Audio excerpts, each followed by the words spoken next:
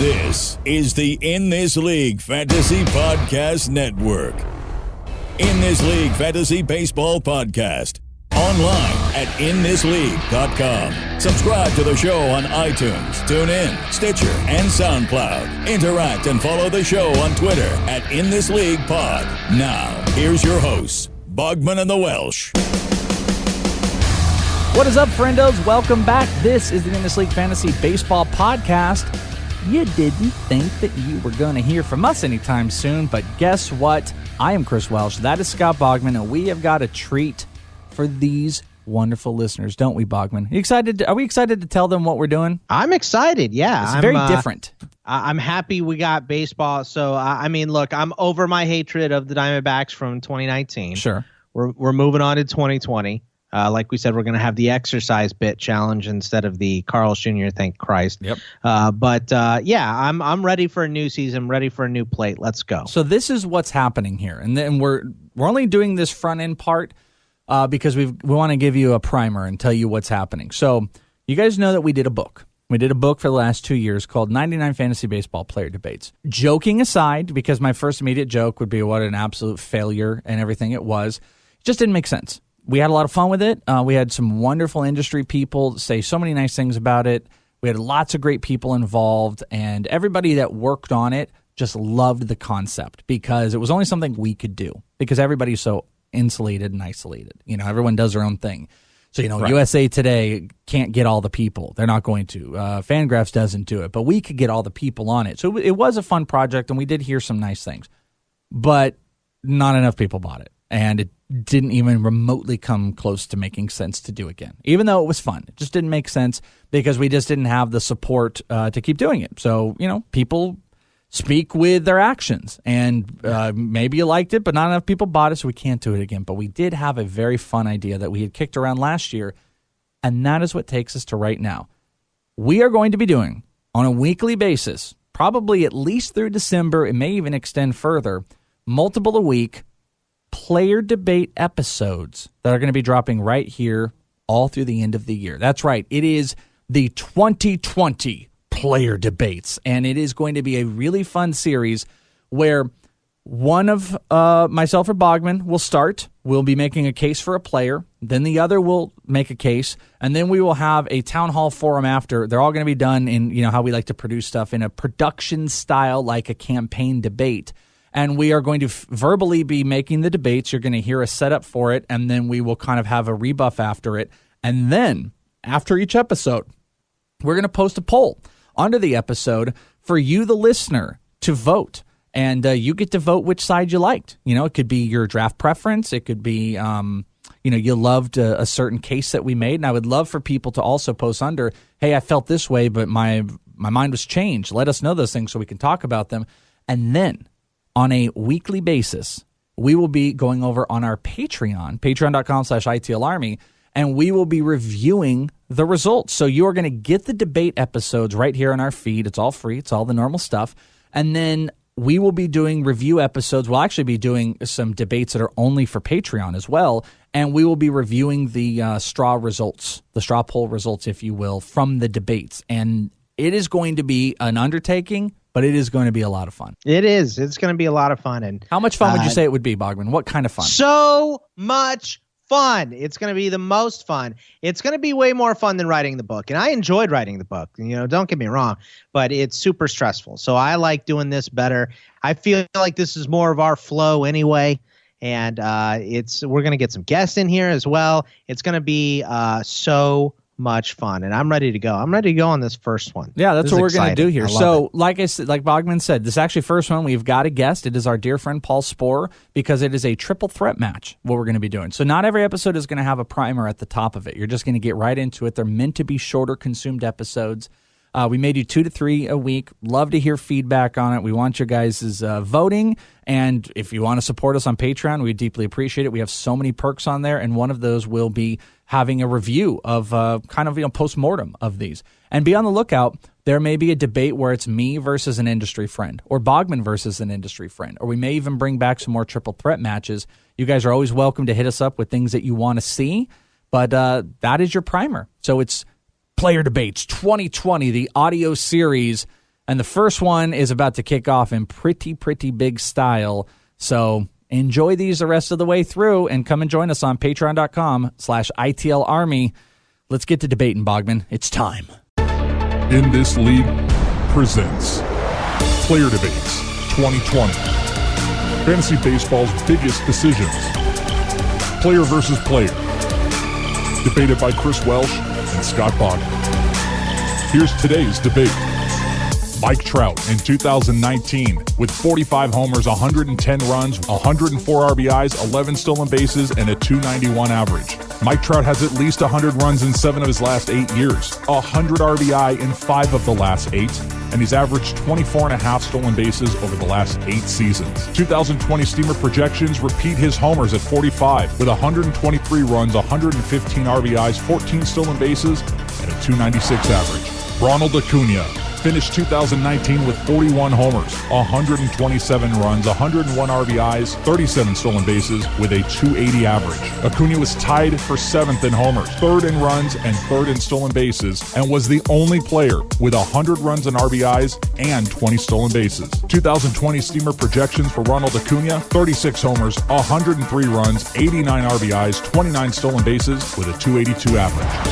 Christian Yelich finished 2019 in 130 games with 44 homers, 100 runs, 97 RBIs, and 30 stolen bases with a .329 average. He was 2nd in ISO and OBP behind just Mike Trout, tied with Ketel Marte for the NL batting title at .329. Only Yelich and Acuna had 40 homers and 30 stolen bases, and he led the league in slugging percentage at .671. 2020 Steamer projections for Yelich: 36 homers, 109 runs, 100 RBIs with 22 stolen bases, and a .304 average. Player Debates 2020. Debating for Mike Trout, here's Scott Bogman. Mike Trout, I think the real prize here is picking 3rd in the draft, because it means you get to take one of these guys. But if I'm arguing for Mike Trout, and I am talking about consistency. You heard the stats at the top: 100 runs or more in 8 of 9 seasons, a bunch of 100 RBI seasons. He hit the most home runs he's ever hit this year with 45 in only 134 games. And you're just looking for someone to be consistently. He's not consistently the number 1 overall player, but he's consistently a first rounder. And you got to have to kind of argue with that against these other guys that are so young. I think that when you just look at the outlying numbers as well, the highest ISO for 2019 and in 2018, and he was 4th in 2017, the highest walk percentage in the bigs this year and last year, 3rd in 2017. You can't go wrong taking Mike Trout in any of your drafts. And I think that the big knock on him is the speed getting knocked down, because the previous 2 years is 24 and 22 stolen bases. Last year he only had 11, but he was dealing with lower body injuries he played through the entire season. A groin, then a sore foot, and then a knee, and then the foot again.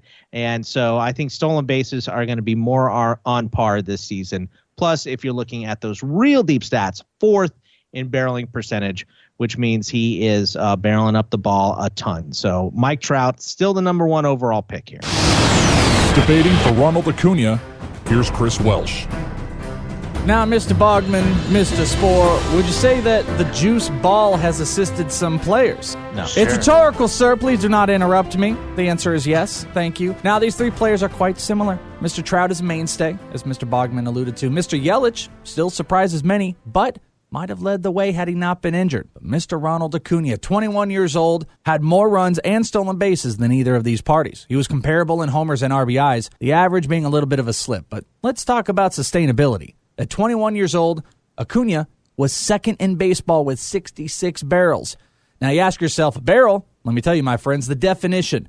The barrel classification is assigned to batted ball events whose comparable hit types in terms of exit velocity and launch angle have led to a minimum 500 batting average and 1,500 slugging percentage since implemented Major League-wide in 2015. He was tied with Mike Trout at 66. But Mr. Yelich only had 59. Very interesting, Mr. Sporer. Now, time was missed, but back to my original point, could the juice ball have been a concern? Well, did you know that only 18 players average a home run distance of .418 or higher in 2019? Acuna and Trout both fell into that category, but Yelich, only .407. The question here is your number 1 investment in fantasy. Are all 3 candidates worthy? Yes, but Yelich has only played less than 150 games now for 2 straight years. The same years his production increased with that juice ball. Smells fishy. Let's say you worry the juice ball and injuries are enough to eliminate Yelich. It's now Trout and Acuna. It's still a difficult choice, but Mike Trout, having a 100-140 season with a 300 average, that topped Acuna by a notch or two in most of the barrel velocity type events. But how does Acuna then surpass him? Thievery. Stolen bases, my friend. Trout has 57 stolen bases combined the last 3 seasons. 2019, he had an over 50% decline. Ronald Acuna, 53 in the last 2 seasons. He fell 3 shy of a 40-40 season at the age of 21. These men may tell you about a decline in average in the second half for Acuna, but when the average went down and the power dropped, his stolen bases went up. 24 in the final 66 games. All 3 may be worthy, but I think we know what to do here, gentlemen. I trust you all to make the right decision. 40-40 doesn't come easy, especially at 21. I rest my case. Debating for Christian Yelich, here's Paul Sporer. It seems odd, Welsh, that you would focus us on the barrel count for one Ronald Acuna Jr. when all it does is expose your candidate for the shortcomings that he has. You mentioned the 66, and it's cute that you mentioned the raw count there. And you briefly noted that he had more plate appearances than Yelich, but also Trout. Quite a few more. He had 66 barrels in 439 batted ball events. Meanwhile, Yelich had 59 in 374. Percentage, 10.2 versus 9.2, with Yelich being favored. Oh, and then that's to say nothing of Trout, who I will support here just because you were trying to degrade both Trout and Yelich in the barrels conversation. He had the same 66 in 354 events, an 11% mark. So Trout leads the barrels, Yelich is second, Acuna is third. Interesting that you would choose to focus on that, given that your candidate comes in last there. Speaking of which, you also seem to focus in on the speed, which, yes, it was plentiful for Mr. Ronald Acuna, particularly in that second half. But he needed a 12 stolen base month to really do it. How often can you bet on double-digit stolen base months being a thing? It was extraordinary, and I'm not here to suggest that his speed is going to fall apart, but I think he's more of a 30 type guy. 30-30 is kind of in the bag for Acuna, and then you'll see where the homers go beyond 30. Meanwhile, my candidate, Mr. Yelich, 44-30 in 130 games after a 36-22. His stolen bases are going up even as he reaches into his mid-20s, into his late 20s, and starts to have some injuries crop up for him. Yet it's gone from 9 to 16 to 22 to 30. In addition, let's just look at the batting average. Back-to-back batting titles for Yelich at 326 and 329 in the National League. Most leagues, most fantasy leagues still use batting average. Oh, but you OBP folks, what about you? I have not forgotten the good people of the OBP leagues, as Mr. Yelich has come in with a 402 and an NL Best 429 in that category as well. He's got you covered everywhere you look, and this is despite one kneecap tied behind his back. For me, folks, the choice is clear. With Trout's speed dwindling, Ronald Acuna somewhat unproven, and perhaps maybe a one fluky month really pushing him at the high end on the speed component, and a triple slash that simply does not hold up to my candidate. You have one choice when you have the number one pick, and it is Christian Yelich. This is no ordinary sub shop. This is Firehouse Subs. Welcome to Firehouse. Tired of overpriced lunches that underdeliver on flavor? Head to Firehouse Subs, where for a limited time you can get a $4.99 choice sub. Choose from a medium smoked turkey, Virginia honey ham, or roast beef. They're custom-made hot subs at a price ready-made to make you smile. Just $4.99, only at Firehouse Subs. Enjoy more subs, save more lives. Participating locations plus tax, limited time offer. Prices may vary for delivery. Player Debates 2020. All right, it's open forum time. Those are some pretty good. Paul, you did a really good job. I dug deep on some Acuna stuff because at the end of the day, everybody knows this is the toughest one because I don't remember a time we've ever had 3 guys that are viable number 1 options. So I'd pick some stuff. You totally went and pinpointed. You totally pinpointed on some areas that I successfully did not acknowledge. I still think, you talk about home run distance, the amount of barrel balls, but you picked on the things that I did not add into there. It's a really, really weird spot. So, Sporer, let's ask you, this is our open forum here to just, debrief and conversation, have a little conversation about it. Do you want to? You made a fantastic case for Christian Yelich, but is that the case that you would make when it comes to a draft season? You made the case, but are you actually doing it? Well, I'll be honest. I did have a number 1 pick in a too early mock, and I took Trout. Bogman didn't have maybe as flashy of a case as us, simply because he didn't need to in supporting Trout. I didn't know we were doing accents. I had no idea. You look at the track record, and it's absolutely disgusting. I mean, Trout has led baseball in OPS plus the last 4 years, and AL the 5th year beyond that, 2015. So he has 5 straight years of leading one or both leagues. The power remains excellent. The runs and RBIs are still great, even on a team that isn't that great. And sure, the speed has gone down. However, for me, it's one of those things that could kind of flip on a dime with him. If Trout came back and rushed football mind, sorry, and stole 25 bases next year, literally nobody would be surprised. But it is but it's what opens it up. That's what's so interesting about this, Boggs. And Paul said it right. You're in a situation, Boggs, where we are, Acuna and Yelich are making more of the case to be the new guy. And the weird part about it is this is the first time this has happened on a multi-level front, because usually it's been maybe Mookie Betts. You had Miguel Cabrera back in the day. Maybe Altuve. And then, or if someone wanted to take the format, they could be like, well, I'm going to take a pitcher higher in a points format. But this is the first time there are 3 guys that legitimately across the board, I mean, the cases I made for Acuna, they're real. I mean, the guy, we are looking at stats at the end of the day, was a 40-40 guy with the stolen bases at a high end, with the big power, and he's only 21 years old. There's an idea, obviously, of, the slumps as you get found out when you get found out. When you get found out, there's only up to go. But Yelich is a guy that has been hurt and really has, performed at the level of following the juice ball. And Mike Trout is great and the mainstay across the board outside of stolen bases. So it's a debate that obviously drafts are riddled with, and people have to make that decision, Boggs. I don't think I'm picking Trout first, and I don't know that it's that surprising. Like I said in opening my argument, where I got Trout, and Trout is a great spot to be in, but it's consistency for him, and I probably should have hit it over the head a little bit more about the consistency if you're really arguing for him. But also a stat that I noticed, and it's one of those where you're looking through your stuff and you notice it and you're like, well, I can't put this in my argument. But now that we're kind of picking who we want, Joe Maddon's taking over for the Angels, and I think he's been close to bottom 5 every single year in stolen bases. He just doesn't like to run his guys. Maybe that's going to change.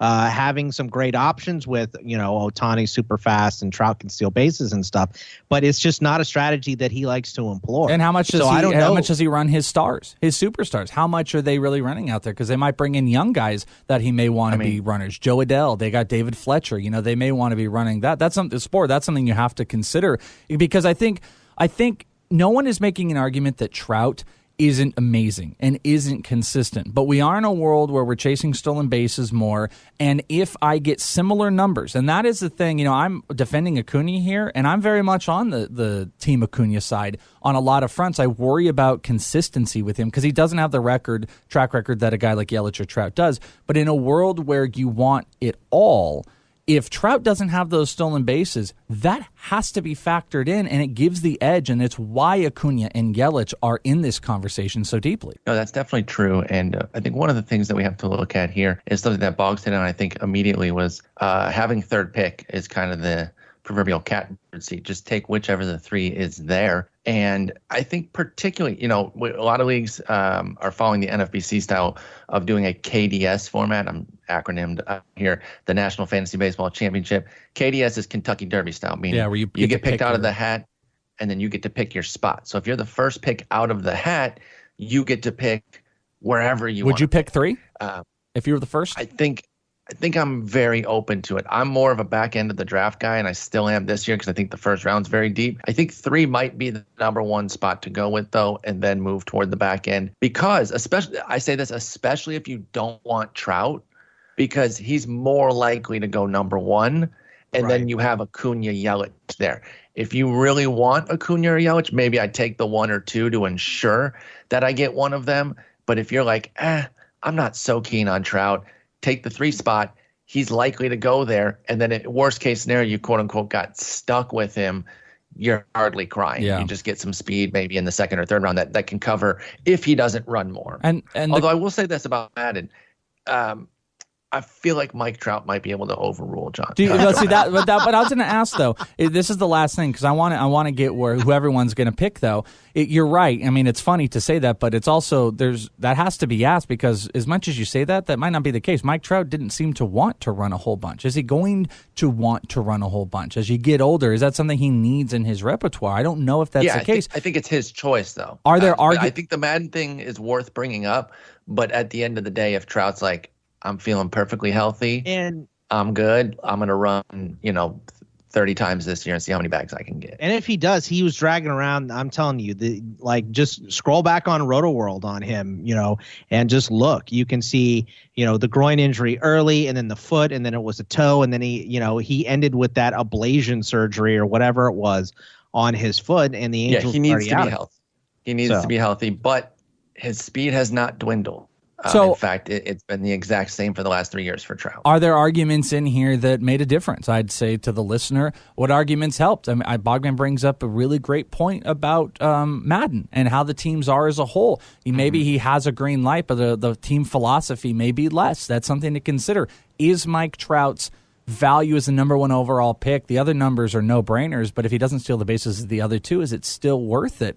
I bring up the up-and-comingness of a guy like Ronald Acuna who has absolutely everything. I gave you I think you see some big power things, but as Paul was able to do, you can dispel some of it by, missed time. The barrel numbers weren't there for Yelich because he also missed time, but so did Trout. So, I mean, does that say that Yelich is less of a power guy? Is Yelich really tied to the juice ball? I think there's some things there's some correlations, but I don't think it's causation necessarily. So you have to make the decisions. Is there anything in here quickly, and then I want to get the picks. Paul, any type of an argument you hear that changes any of your mind? Bogman's bringing up Madden, anything like that? Oh, sure. I think all 3 cases were compelling, and that's why it is such a great debate. I do think Acuna being 6 years younger is something to kind of look at, and that alone can be really nice, even in a redraft league, just because a younger guy has been healthier versus the other 2 both getting hurt each of the last 2 years. So I think that's something that's worth pointing out.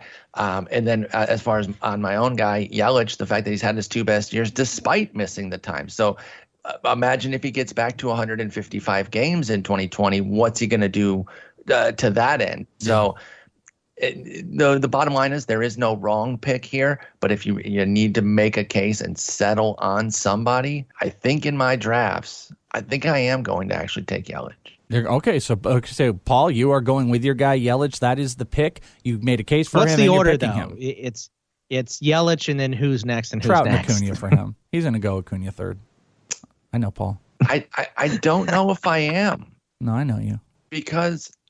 No, I get it. Mr. Sporer, please don't lie. Please don't make me put you in contempt of court. You are under oath. You know what? I also honestly wanted to say that Mookie Betts could be part of this conversation. I just want to be clear. Mookie Betts. I don't know if you guys have ever talked about him on the show. Nope. I'm not memeing here. I am saying that he absolutely could be part of this conversation. Yeah, I think I will go Yelich, Trout, Acuna. I don't know if I'm sold on that though. Between Trout and Acuna, I don't think there is. Bogman, what about you? What is your actual draft order? Acuna, Yelich, Trout.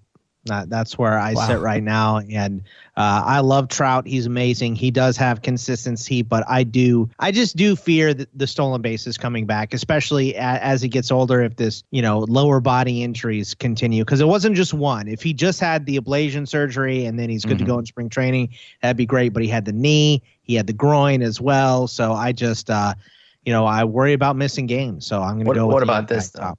So let's just give Trout a little love here because we've been mostly kind of going at him and poking holes because he's the guy at the top. That's part of being at the top. We feel confident that they're going to go hard this year to do some stuff.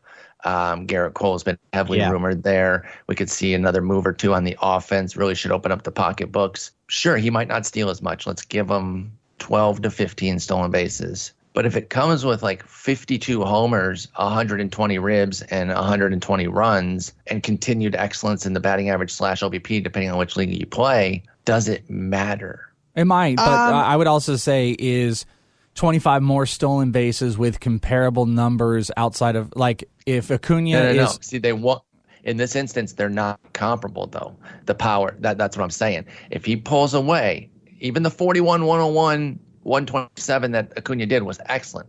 But if I'm talking like 52, 120, 120. Well, I mean, Acuna had that. He had more than that in runs, RBI. I still think, like, if. But he also had 715 plate appearances. Yeah, if the homers aren't comparable, that's what I'm asking. Is the differential of homers to stolen bases, is that enough to side back to Trout and probably a little bit more push? It's all stolen bases for me. Yeah, it's all stolen bases for me as well. That's I'd be careful not to go too far with that. I agree. To let 25 stolen bases make you miss out. Now, this is a quick shift, but if we talk an OBP league, that's Acuna has to be third even with the speed. Agreed. Trout's he number doesn't one. come close to them. And Trout's OBP. one. And number one in OBP like 3 years running or whatever. And we're not necessarily going to help anybody, but this is just a perfect example and microcosm of your leagues.